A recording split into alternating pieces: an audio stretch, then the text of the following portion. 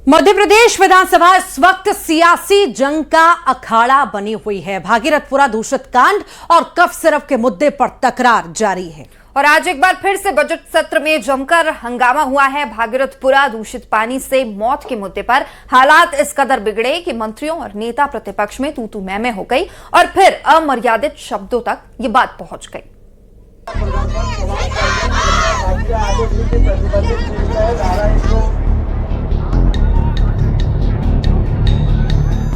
मध्य प्रदेश में बजट सत्र में जोरदार हंगामा हो रहा है।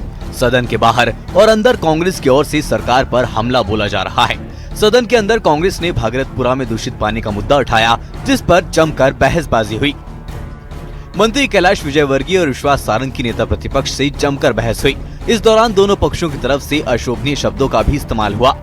बाद में सीएम और नेता प्रतिपक्ष दोनों ने सदन से माफी मांगी। भागीरथपुरा दूषित पानी कांड को लेकर कांग्रेस विधायकों ने विधानसभा परिसर में हाथों में थाली लेकर प्रदर्शन भी किया और बीजेपी सरकार के खिलाफ जमकर नारेबाजी की।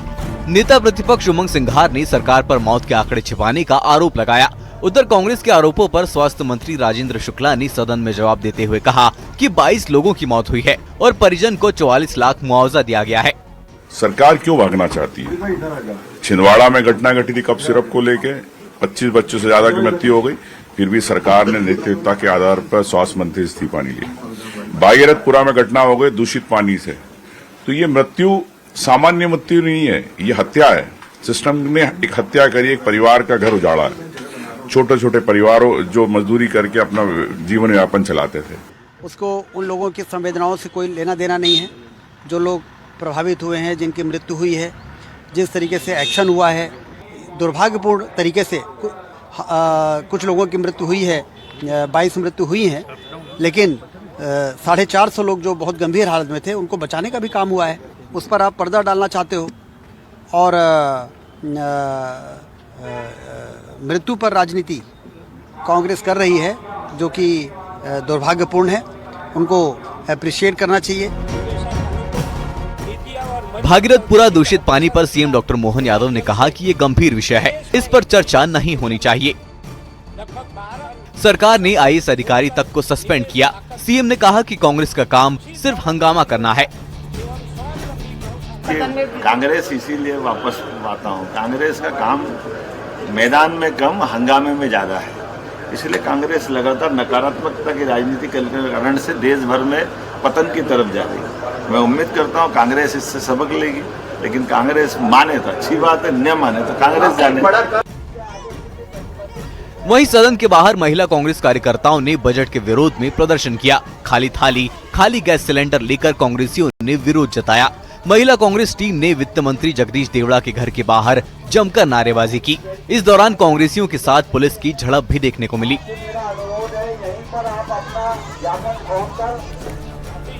कुल मिलाकर बजट सत्र में विपक्ष की तरफ से जमकर हंगामा किया जा रहा है। 6 मार्च तक चलने वाले बजट सत्र में अभी और हंगामे होने के आसार हैं। Bureau report, news 18।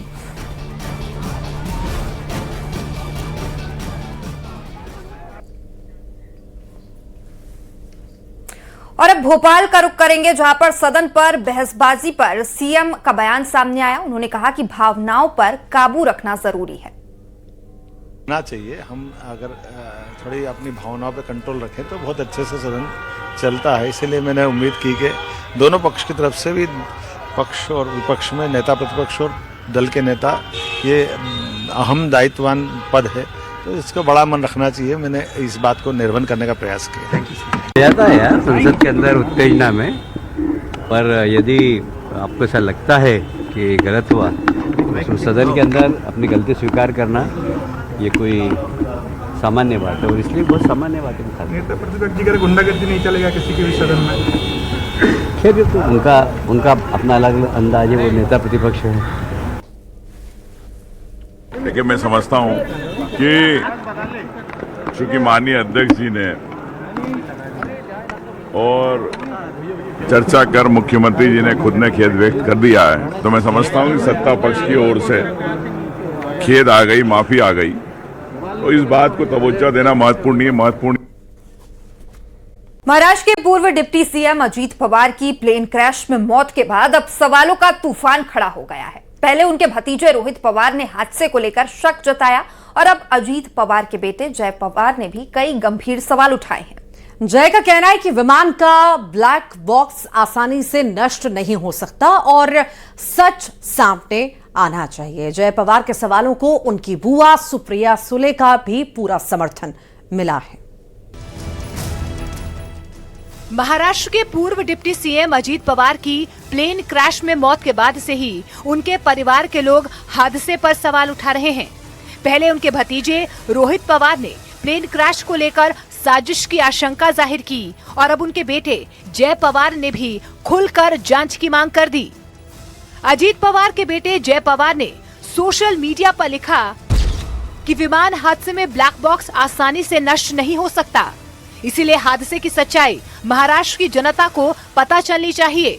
जय पवार ने प्लेन ऑपरेट करने वाली VSR एयरवेज पर तत्काल बैन की मांग की है और कंपनी की संभावित गड़बड़ियों की जांच भी करवाई जाए।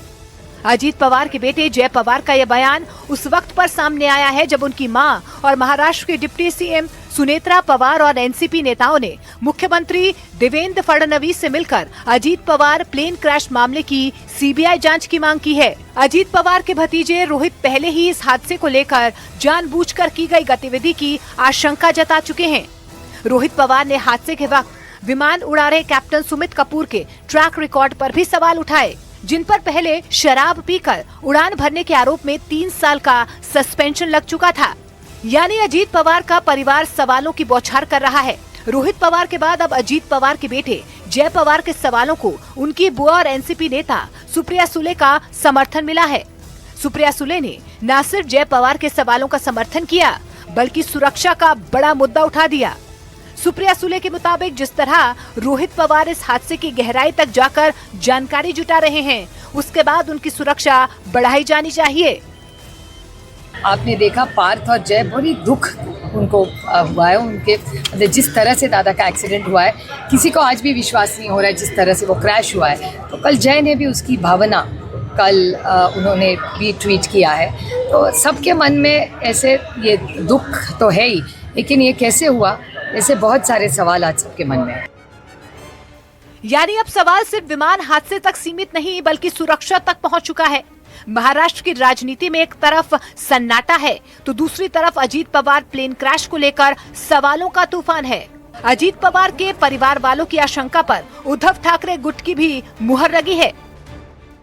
इस बीच AAIB यानी कि एयरक्राफ्ट एक्सीडेंट इन्वेस्टिगेशन ब्यूरो ने भी पुष्टि की है कि कॉकपिट वॉइस रिकॉर्डर से डेटा निकालने के लिए विशेष प्रक्रिया अपनाई जा रही है। मतलब एक तरफ जांच हो रही है, दूसरी तरफ पवार परिवार की तरफ से विमान हादसे को लेकर आशंका जाहिर की जा रही है। इन सब के बीच सवाल वही है कि क्या ये विमान हादसा था या इसके पीछे कोई और कहानी है। इसका जवाब अब जांच एजेंसियों पर है और पूरा महाराष्ट्र इस जवाब का इंतजार कर रहा है।